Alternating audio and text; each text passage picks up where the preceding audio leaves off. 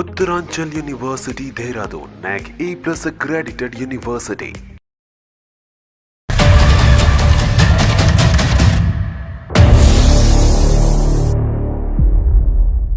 Welcome to అందమైన జీవితం. నమస్తే డాక్టర్ గారు. నమస్తే జయ. సాధారణంగా జీవితాన్ని మనం ఒకలాగా అనుకుంటాం. అవునమ్మా. భగవంతుడు ఒకలాగా నిర్ణయిస్తాడు పైన ఉన్నవాడు. సరే. మనం అనుకున్న దానికే జరగాలి, ఇలాగే జరుగుతుంది అని ఫిక్స్ అయిపోతుంది దానికి. కానీ విధిరాత నుంచి ఎవరిని తప్పించుకోలేమంటారు కదా. ఎన్ని టర్న్స్ అవుతుందో ఆయన చేతుల్లోనే ఉంటుందేమో అనిపిస్తుంది నాకే. అలాంటి ఒక డిఫరెంట్ టర్న్స్ తీసుకున్న ఒక అమ్మాయి స్టోరీ అండి ఇది. పేరు పల్లవి. తన నెంబర్ కూడా ఇచ్చారు. అసలు ఆవిడ మాటల్లోనే వినండి, మీరు పూర్తిగా క్లియర్ గా అర్థమవుతుందండి. తప్పకుండా ఒకసారి కాల్ చేయమంటారా? రైట్. ఎక్కడి నుంచి అమ్మా అమ్మాయి? విజయవాడ అండి. విజయవాడ నుంచి తను మెయిల్ చేసింది మనకి.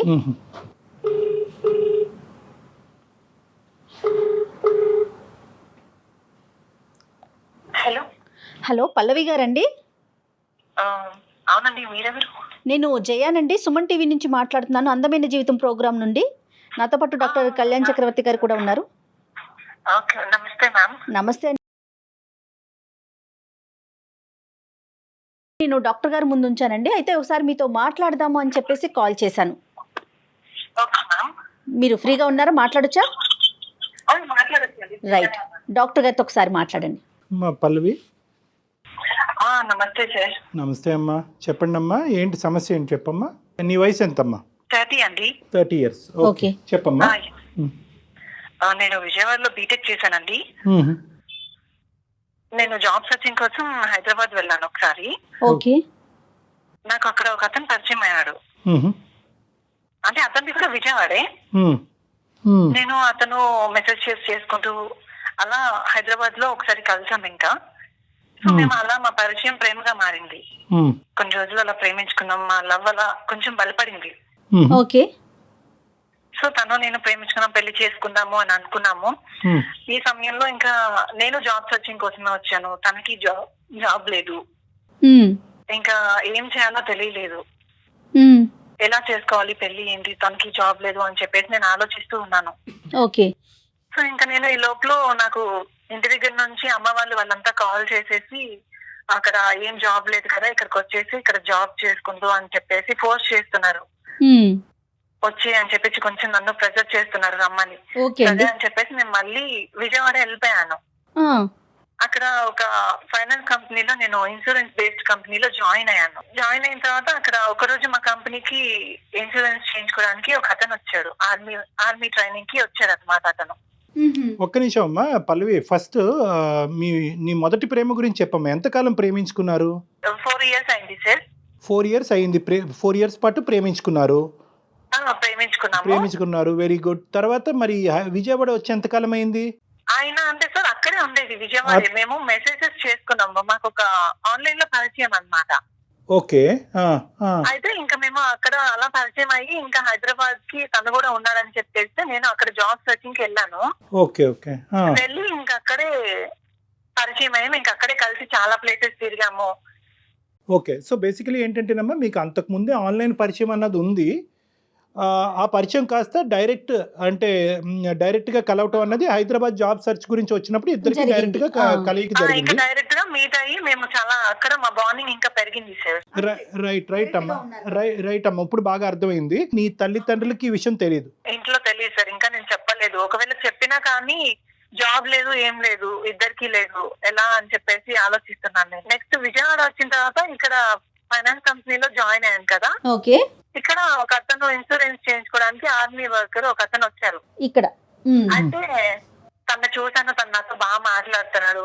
తను మాట్లాడే విధానం చాలా ఫ్రెండ్లీగా మాట్లాడుతున్నాడు అని చెప్పేసి నేను కూడా కొంచెం క్లోజ్ అయ్యాను. అప్పటికి నేను ఈ హైదరాబాద్ అతనితో లవ్ లోనే ఉన్నాను. అయితే ఇంకా ఇతను కొంచెం అట్రాక్టింగ్ గా, నేను కొంచెం ఎడిట్ అయ్యాను దీనికి. ఏంటన్నా కాదు, ఇవన్నీ ఏంటి? క్లోజ్ అవటం, ఎడిక్ట్ అవటం, అట్రాక్ట్ అవటం ఏంటి? అంటే దీన్ని కూడా ప్రేమ అంటారా? మరి 4 సంవత్సరాలు బట్టి నడిచింది ప్రేమే, ఇది కూడా ప్రేమ అంటారా? ఇది అట్రాక్షన్? ఇది లవ్ కాదు సార్, జస్ట్ నేను ఫ్రెండ్లీగా మూవ్ అయ్యాను అంతే. ఫ్రెండ్లీగా మూవ్ అయ్యా. ఓకే. Just friend. మా మధ్య ఇంకెటువంటి ఇవి లేవు. Right, okay. Just friends అని అనుకున్నాం. ఓకే, యాజ్ యూ సే మీ ఇద్దరు ఫ్రెండ్స్ అంతే, ఒక 2 నెలల పాటు పరిచయమైన ఒక ఫ్రెండ్షిప్. ఫ్రెండ్స్. ఇంకా ఈ లోపల ఇతను కాఫీ తాగుదాము అని చెప్పేసి బయటకు వెళ్దాం అలా సరదాగా అంటే నేను వచ్చాను. తన బండికి ఆఫీస్ లో లీవ్ అడిగేసి నేను వచ్చాను అనమాట. కాదమ్మా పల్లవి, మరి ఇవన్నీ కూడా హైదరాబాద్ లో ఉన్న నీ 4 years పాటు లవర్ కి తెలుసా? ఆ అబ్బాయికి తెలుసా? లేదు సార్, అతనికి ఇంకా నేను చెప్పలేదు సార్ ఈ విషయం. అప్పటికి చెప్పలేదు. ఎందుకు చెప్పలేదు? 4 సంవత్సరాల పాటు ప్రతి అంశం డిస్కస్ చేసుకునే మీరు నాకు వేరే ఫ్రెండ్ దొరికాడు అని చెప్పే మాట అతను అపార్థం చేసుకుంటాడు అని చెప్పలేదా? ఒక అబ్బాయితో ఇంకొక అబ్బాయితో నేను మాట్లాడుతున్నాను అంటే ఎవరైనా లవర్ అపార్థం చేసుకుంటారు కదండి. మరి ఇటువైపు ఇష్యూ వస్తుందేమో, ప్రాబ్లం ఫేస్ చేస్తానేమో అని అనుకోలేదంటారా పల్లవి మీరు? లేదు మ్యామ్, అలాంటిది అయితే మేము అనుకోలేదు. జస్ట్ ఫ్రెండ్ అంటే ఫ్రెండ్, ఇంకంతే అనుకున్నాను నేను. సరేనమ్మా, మొత్తానికైతే దాచిపెట్టారు. రైట్, దాచిపెట్టారు, దానికి కారణం నేను అతని దగ్గర దాచిపెట్టాను. రైట్. ఓకే. ఇంకా తర్వాత మేము బయటకు వెళ్దామని చెప్పేసి నేను ఇలా అడిగితే ఆఫీస్ లో నేను పర్మిషన్ తీసుకొని ఇంకా తన బండికి అలా మంగళగిరిలో అనకాల స్వామి టెంపుల్ ఉంటుంది కదండి, అవును, సరదాగా అలా వెళ్ళి వద్దామని చెప్పేసి అనుకున్నాం. ఇంకా అలా బయలుదేరి మేము బండెక్కి తన బండెక్కి వెళ్తూ ఉన్నాను. ఈ లోపల మంగళగిరిలో ఒక అనుకోకుండా లారీ వచ్చేసి మా ఇద్దరి బండి డాష్ ఇచ్చేసింది. పెద్ద యాక్సిడెంట్ జరిగింది. ఓకే. అక్కడ వాళ్ళంతా ఇంకా నేను చచ్చిపోయింది అనుకున్నారు. అసలు నాలో చలనం లేదు. ఫస్ట్ కోమాలోకి వెళ్ళావమ్మా? స్పృహలో లేవా? స్పృహలో లేను. ఓకే. గాయమైంది, మొహం అంతా ఇదైపోయింది, బ్లడ్ దెబ్బలు తగిలిపోయి ఇంకా అసలు స్పృహలో అక్కడ వాళ్ళు ఇంకా వెంటనే హాస్పిటల్ కి తీసుకెళ్లి అక్కడ హాస్పిటల్లో జాయిన్ చేశారు దగ్గరలో. ఓకే. అబ్బాయికి ఎలా ఉంది? అతనికి ఎలా తగిలినాయి? అబ్బాయికి దెబ్బలు తగిలాయి మ్యామ్. అతను నార్మల్ గానే ఉన్నారు దెబ్బలు తగిలి. నేను మాత్రం స్పృహలో లేను అసలు. వెంటనే మా ఫ్యామిలీ వాళ్ళ ఫ్యామిలీ ఇద్దరు ఫ్యామిలీస్ హాస్పిటల్ కి వచ్చేసారు. అతనికి బాగా వార్నింగ్ ఇచ్చేసారు. మా అమ్మాయిని ఎందుకు తీసుకొచ్చావు, ఈ స్థితికి ఎందుకు తీసుకొచ్చావు, చంపేద్దాం అనుకున్నావా, ఏమనుకున్నావు అని చెప్పేసి ఇతనికి వార్నింగ్ ఇచ్చారు బాగా. మా అక్క అటెంప్ట్ మర్డర్ కేసు పెడతాను అని చెప్పేసి ఇతనికి ఫుల్ గా వార్నింగ్ ఇచ్చింది. ఇతనేమో లేదండి మేమిద్దరం 2 months గా పరిచయం అయ్యాము, మేము ఫ్రెండ్స్ అండి, కాఫీ తాగుదామని మేము బయటకు వచ్చాము అని చెప్పేసి తిని చెప్తూ ఉన్నాడు. అంటే తనని మాయ చేసావా నువ్వు, ఏమనుకుంటున్నావు, నా చెల్లి ఎవరితో తిరగదు, తను ఎప్పుడు ఒకరితో తిరగడం నేను చూడలేదు అని చెప్పేసి మా అక్క కేసు పెడతాను అని చెప్పేసి తనని బెదిరించేశారు. ఓకే. తర్వాత ఏం జరిగిందండి? ఇంకా తర్వాత ఇతను కావాలంటే నేను మీ చెల్లిని పెళ్లి చేసుకుంటానండి అని చెప్పేసి తినన్నాడు. పెళ్లి చేసుకుంటాను అంటే ఇంకా పెళ్లి చేసుకునేది ఏంటి, అసలు అది బతుకుతుందో చస్తుందో కూడా తెలీదు, నువ్వు ఎలా పెళ్లి చేసుకుంటా అన్నావు, అసలు ఈ స్థితికి ఎందుకు తీసుకొచ్చావు నువ్వు, నీ మీద కేసు పెడతానని మళ్ళీ అన్నాడు. ఇంకా అనేసరికి తను భయపడిపోయాడు. తన గవర్నమెంట్ జాబ్ కదండి, ఆర్మీ వర్కర్స్, ఇంకా అందుకని చెప్పి దానికి భయం వేసేసింది తనకి. మా పేరెంట్స్ వీళ్ళంతా వాళ్ళతో మాట్లాడి పెళ్లికి ఒప్పించారు. ఇంకా ఎలాగో తన వల్లే జరిగింది అని చెప్పేసి తను జాలితో ఇంకా పెళ్లి చేసుకుంటాను, తన జాబ్ ఎక్కడ పోతుంది అని పెళ్లికి ఒప్పుకున్నాడు. కాదమ్మా, పల్లవి ఒక్క నిమిషం అమ్మా, ఇక్కడ కొద్దిగా మనకు క్లారిటీ కావాలి. చెప్పండి సార్. నీకు పూర్తి స్థాయిలో తెలివి వచ్చిన తర్వాత ఈ డిస్కషన్స్ నీ కళ్ళెదురుగుంటా జరిగినాయా, లేదంటే నువ్వు ఇంకా కోలుకోక ముందే ఈ డిస్కషన్లు జరిగి వాళ్ళు ఒక కన్ఫర్మేషన్కి వచ్చేసారా? అంటే నేను ఇంకా స్పృహలోకి రాలేదు సార్. రాకపోతే ఇంకా తర్వాత నేను స్పృహలోకి వచ్చిన తర్వాత నాకు ఈ మ్యారేజ్ ఇవన్నీ తెలిసింది. వచ్చి అక్క వాళ్ళు ఇలా నాకు చెప్పారు ఈ విషయం, ఇట్లా పెళ్లి గురించి మాట్లాడాము, ఇట్లా పెళ్లి చేసుకోవాలి నువ్వు అతన్ని అని చెప్పేసి నాకు ఈ విషయం అంతా వాళ్ళు చెప్పారు. ఓకే. అప్పుడు నీ రియాక్షన్? నన్ను అడగకుండా ఈ డెసిషన్స్ తీసేసుకున్నారు వాళ్ళే. ఓకే. మీ రియాక్షన్ ఏంటి? నేను ఇంకా టెన్షన్, నేను లవ్ చేసిన అతను ఉన్నాడు హైదరాబాద్ లో, అతనికి తెలిస్తే ఏంటి ప్రాబ్లం, అసలు తను వచ్చేస్తాడు ఇంటికి వచ్చేస్తాడు అనే టెన్షన్ తో ఫీల్ అవుతున్నాను నేను. టెన్షన్ పడ్డారా, భయపడ్డారా? అతన్ని మిస్ అవుతున్నానన్న ఆలోచన అనిపించలేదా పల్లవి మీకు? అనిపించింది మ్యామ్. అంటే ఇంకా ఆ సమయంలో నాకు ఏం చేయాలో అర్థం కాలేదు, నాలో నేనే బాధపడుతూ ఉన్నాను. అమ్మా ఇక్కడ పల్లవి ఒక్క నిమిషం అమ్మా. ఇక్కడ ఏంటంటే ఈ అబ్బాయి నీ పరిస్థితికి జాలిపడి అతను చేసినటువంటి తప్పుకి ఒక పరిష్కారం గురించి ఆలోచిస్తూ నిన్ను పెళ్లి చేసుకుంటాను అన్నాడు. అంటే ఒక దయాగుణంతో ఒక జాలిపడి చేసుకుంటా అన్నాడు కదా. సో నీ దయాదాక్షిణ్యాలు నాకు అక్కర్లేదు, నన్ను ప్రేమించిన వాడు ఒక 4 సంవత్సరాలు బట్టి నా గురించి వెయిట్ చేస్తున్నాడు, వాడు లేకుండా నేను బతకలేను, నేను లేకుండా అతను ఉండలేడు అనే ఒక మాట చెప్పడానికి నీకెందుకు ధైర్యం సరిపోలేదు అన్నది నా ప్రశ్న. అంటే సార్ నేను ఇంకా చెప్పలేదు సార్, ఇంట్లోకి కూడా ఈ విషయం నేను చెప్పలేదు. అసలు నన్ను అడగకుండా వీళ్ళు అంతా ఒక 14 days లో మ్యారేజ్ అని చెప్పేసి అరేంజ్ చేసేసుకున్నారు. రైట్ 14 రైట్ days లో పెళ్లి ఇదంతా అరేంజ్ చేసేసారు. నన్ను నా డెసిషన్ తీసుకోలేదు. నీకు ఇష్టమా లేదా అని కూడా అంటే నన్ను అడగకుండా నన్ను రెడీ చేసేసారు. ఒక్క నిమిషం, మీ పేరెంట్స్ ఎందుకమ్మా కాంప్రమైజ్ అయ్యారు? ఏమైనా డ్యామేజ్ అయిందా నీకు? ఫేషియల్ డ్యామేజ్ కానీ బాడీలో ఏమైనా డ్యామేజ్ అయిందా? కాబట్టి నీకు ముందు పెళ్లి అవుదేమో అన్న భయంతో ఈ అబ్బాయి ముందుకు వచ్చేటప్పటికి ముందు నాకు పెళ్లి అంటే నా మొహం అంతా పచ్చిగా అయిపోయింది సార్. Right, right, చూడలేదు. నేను మిర్రర్ లో చూసుకుని అసలు అసహ్యం అయిపోయింది సార్. అంత ఇదిగా ఉంది నా పేరు. రైట్, ఇప్పుడు క్లారిటీ వచ్చిందమ్మా. ఓకే, ఇంకా మొత్తం ఫేస్ అంతా ఇది అయిపోయి నన్ను నేను చూసుకోలేకపోయాను మిర్రర్ లో. ఆల్రెడీ వేరే అబ్బాయితో బైక్ మీద వెళ్ళి ప్రాణాల మీద తీసుకొచ్చుకున్నావు. ఇప్పుడు ఏమో వచ్చి మీరు చెప్పిన దాన్ని బట్టి కొంతవరకు అందవికారంగా మారారు. సో ఇన్ని షాకులు తిన్న పేరెంట్స్కి నాకు ఇంకో ప్రేమికుడు హైదరాబాద్లో నా గురించి వెయిట్ చేస్తున్నాడని చెప్పడానికి భయపడ్డారా, సంకోచించారా?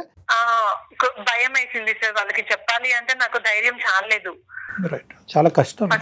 ఓకే, కాల్ చేసి నేను చెప్పాను, ఇలా మా వాళ్ళు పెళ్లి సంబంధాలు చూస్తున్నారు, నాకు వేరే పెళ్లి కుదిరింది, నేను చేసుకుంటున్నాను అని చెప్పేసి తనకి చెప్పాను.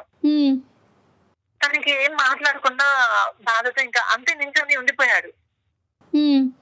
అదే కదమ్మా,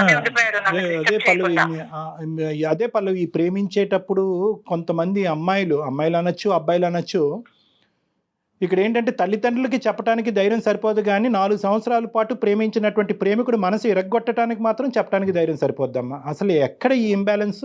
అంటే 4 years పాటు వాడిని లవ్ చేశారు, వాడు పిచ్చోడు లెక్క మిమ్మల్ని విజయవాడలో ఉద్యోగం చేసుకోవడానికి పంపించారు. మీరేమొచ్చి వేరే వ్యక్తి బైక్ ఎక్కి అటు ఇటు తిరగటానికి వెళ్ళి యాక్సిడెంట్ అయ్యి అతను ఒక దయాదాక్షిణ్యాలు ఇది కలిగినటువంటి వ్యక్తిలాగా నిన్ను పెళ్లి చేసుకుంటాను అని అనగానే నువ్వు తలూపావు, మీ తల్లిదండ్రులు కూడా తలూపారు. మరి అక్కడ అతను బక్రా అయిపోయాడు కదమ్మా. కాదు పల్లవి, మీరున్న సిచ్యువేషన్ కంటే మీ ఫేస్ ని కానీ మిమ్మల్ని కానీ చూసి ఈ హైదరాబాద్ అబ్బాయి మళ్ళీ యాక్సెప్ట్ చేయడు అనే ఆలోచన ఏమన్నా వచ్చిందా మీకు? అట్లా ఏమన్నా అనుకున్నారా? కదా నేను ఇలాగ అయ్యాను, నా పరిస్థితి అంత పెద్ద ఇది జరిగిన తర్వాత ఇంకా తను నా ఫేస్ ఇలా అయిపోయింది, తను చేసుకుంటాడో లేదో నన్ను నేను కొంచెం వెనకడిగేసాను చెప్పడానికి ఈ విషయం. అది కాక మళ్ళీ ఇతనితో తిరిగింది చెప్పలేదు. ప్రేమ వేరు, అందం వేరు అమ్మా. Physical attraction is different from love.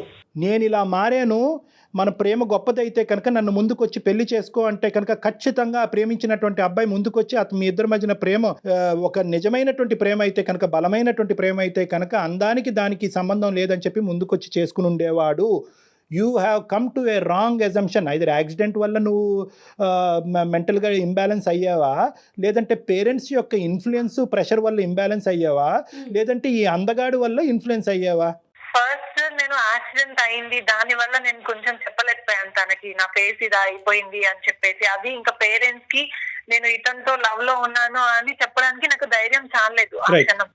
ఇంకా నెక్స్ట్ మొత్తం నేను పెళ్లి 14 రోజుల్లో అనుకున్నారు, ముహూర్తం దగ్గర పడింది, పెళ్లి సమయం. ఇంకా పెళ్లి టయానికి కరెక్ట్ గా నేను పెళ్లి చేసుకోబోతాను అనగా నా ఫోన్ కి 150 మెసేజ్లు చేశాడు. అంటే మేము ఇద్దరం కలిసి ఎలా తిరిగాము ఏంటి, ఎలా స్పెండ్ చేసాము అవన్నీ నాకు గుర్తు చేస్తూ ఉన్నాడు బాధతో. నేను ఆ రోజు దీంతో కాఫీకి వెళ్ళి నేను అసలు ఆ విషయం చెప్పకుండా తప్పు చేశాను సరే దానికి. మా అక్క వాళ్ళ పిల్లలు వాళ్ళ దగ్గర ఉంది అనమాట ఫోన్. ఓకే. ఇంకా అవన్నీ మా పేరెంట్స్ మా అక్క వాళ్ళంతా ఫోన్ తీసుకొని ఆ మెసేజెస్ అన్ని చదివారు. చదివి నన్ను వెంటనే రూమ్ లోకి తీసుకెళ్లిపోయి నాకు ఫుల్ గా వార్నింగ్ ఇచ్చారు, ఏంటి మెసేజ్లు ఏంటి. అప్పుడు తెలిసింది వాళ్ళకి నా లవ్ గురించి. అతని మెసేజ్లు చూసి ఇట్లా ఏంటి మెసేజ్లు పిచ్చి వేషాలు చేస్తున్నావా, మర్యాదగా ఈ మెసేజ్లు అన్ని డిలీట్ చేసేసి ఇతను మ్యారేజ్ చేసుకోవాలని చెప్పేసి నన్ను వాళ్ళకి ఇంకో దారి లేదుగా. వీళ్ళంతా ఇంకా తిట్టేసి అతని నంబరు బ్లాక్ చేసేసి మెసేజెస్ డిలీట్ చేస్తే అంటే నంబర్ డిలీట్ చేసేసాను. దీనికి నేను సారీ అని చెప్పేసి మెసేజ్ ఇచ్చేసి నేను ఇంకా పెళ్లి చేసేసుకున్నాను ఇతన్ని. తప్పలేదు ఆ పరిస్థితిలో. ఇతన్ని పెళ్లి చేసుకోవడం ఏమో నాకు ఇష్టం లేదు. పెళ్లి అయిపోయింది, నాకు ప్రెసెంట్ ఒక చిన్న పాప కూడా ఉంది. ఇప్పుడు నా ఊహలో లేని వాడితో నేను సెటిల్ అవ్వాల్సి వచ్చింది. ఆ రోజు నేను కాఫీకి వెళ్ళకుండా ఉన్నా బాగుండేది.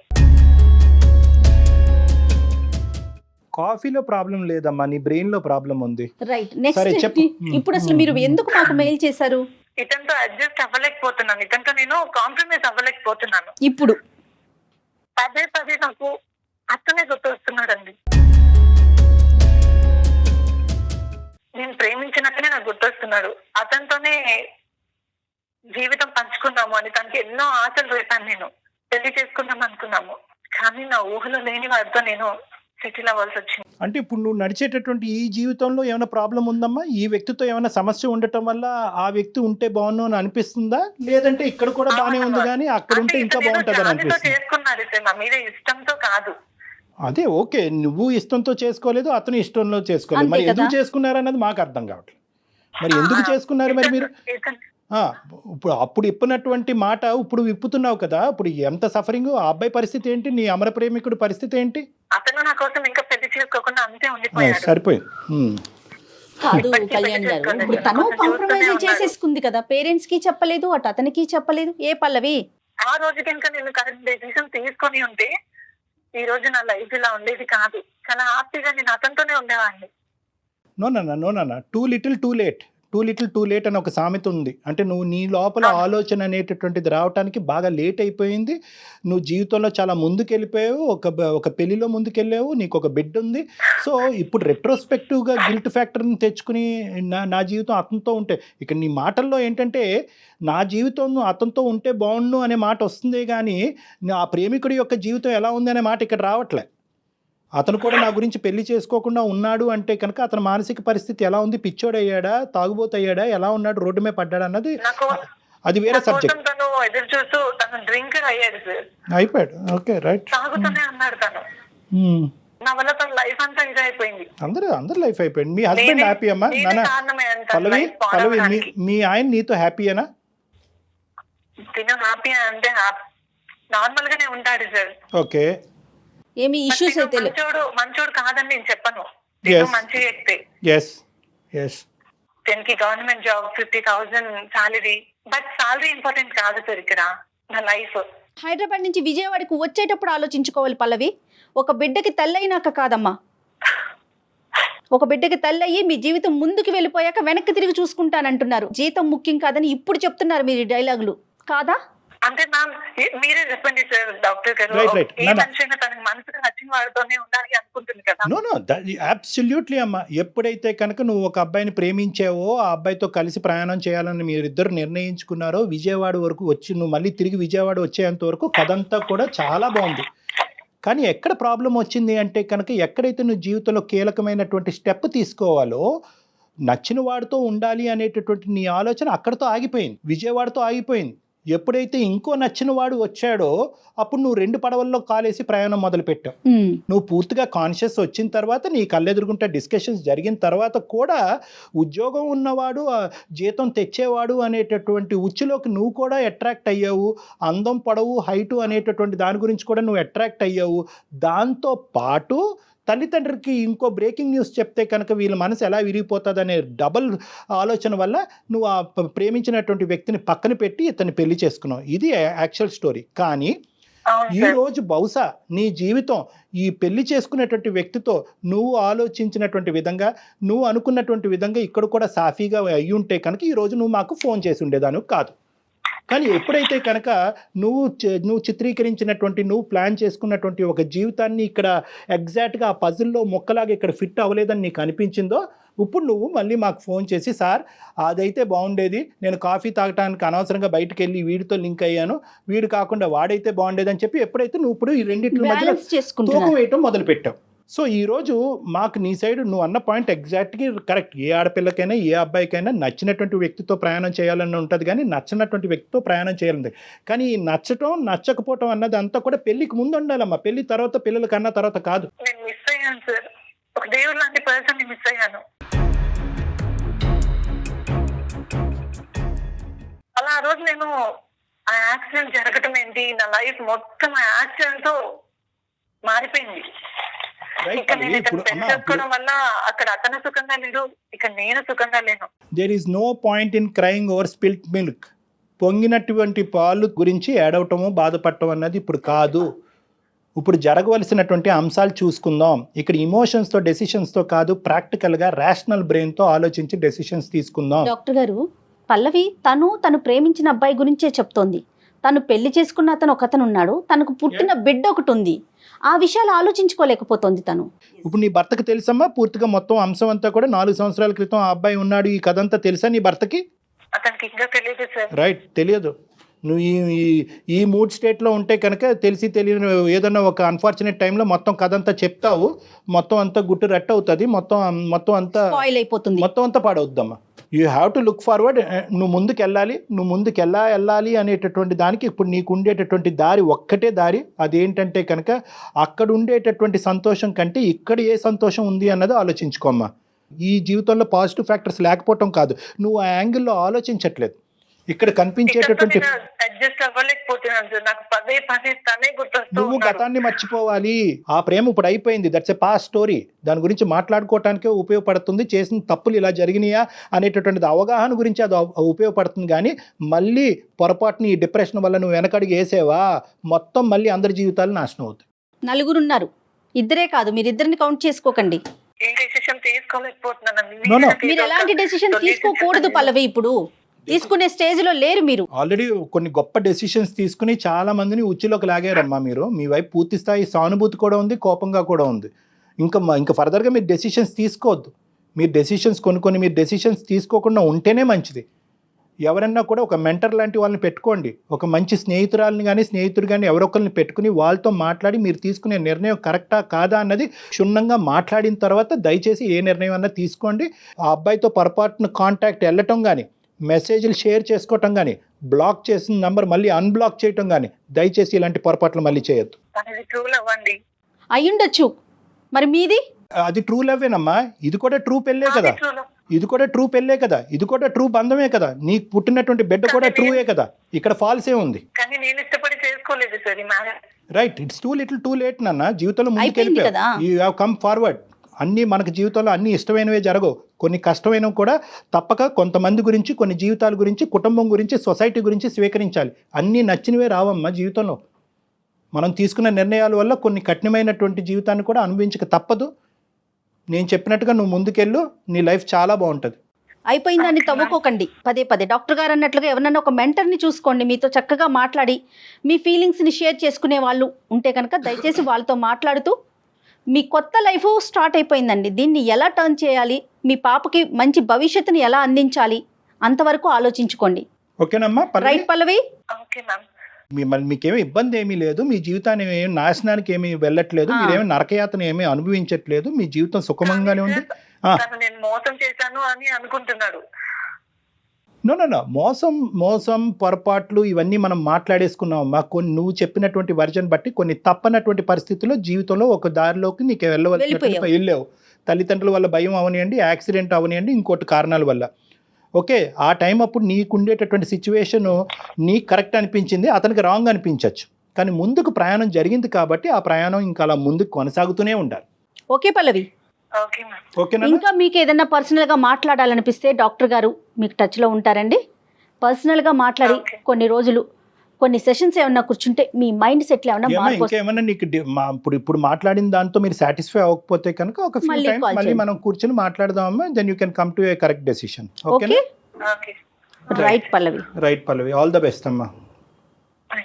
టేక్ కేర్, బాయ్ అమ్మా.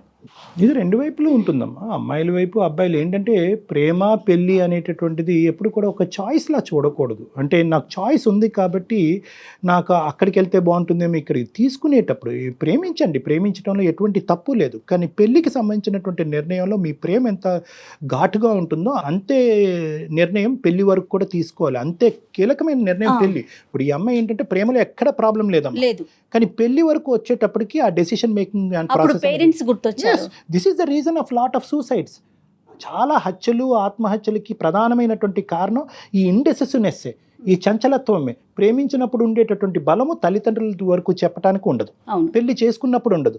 అప్పుడు తలంచి పెళ్లి చేసుకుంటారు. ఎందుకు పెళ్లి చేసుకున్నామని ఆ భగ్న ప్రేమికుడు అడిగేటప్పటికి తప్పక చేసుకున్నానని సింపుల్గా కొట్టి పారేస్తారు. మరి నా పరిస్థితి ఏంటి అంటే కనుక నేనేం చేయను అంటారు. సో దయచేసి ఈ ప్రేమ అనేటటువంటి సబ్జెక్ట్ని ప్రేమించినప్పుడు చాలా చాలా ఈజీగా ఒక ఎంజాయబుల్ ఫ్యాక్టర్గా తీసుకుంటారు. ఎప్పుడైతే పెద్దోళ్ళ వరకు వచ్చి చెప్పాలో అప్పుడు కాస్త షేకీ అయిపోతారు. సో ఈ అమ్మాయి చేస్తుంది అదే ప్రధానమైన తప్పిదంగా నాకు అనిపిస్తుంది. ఎగ్జాక్ట్లీ డాక్టర్ గారు. ఏదేమైనప్పుడు మనం అనుకున్నట్లు జరిగితే జీవితం ఎలా అవుతుందండి కదా? తను ముందుకెళ్ళి ఎలా మనకి ఎలా ఉంటే ముళ్ళుల్ని తీసుకుంటూ నడవాలి కానీ మౌల్డ్ యువర్ లైఫ్ అమ్మ. మనం జీవితాన్ని అలా మౌల్డ్ చేసుకుంటూ ముందుకెళ్ళటం ఒక్కటే ఈ అమ్మాయికి ఎగిరి గంతేసేలేం కదా. Right. Thank you so much. నమస్తే. సుమన్ టీవీలో మీ పర్సనల్ అండ్ బిజినెస్ ప్రమోషన్స్ కోసం కింది నెంబర్కి కాంటాక్ట్ చేయండి.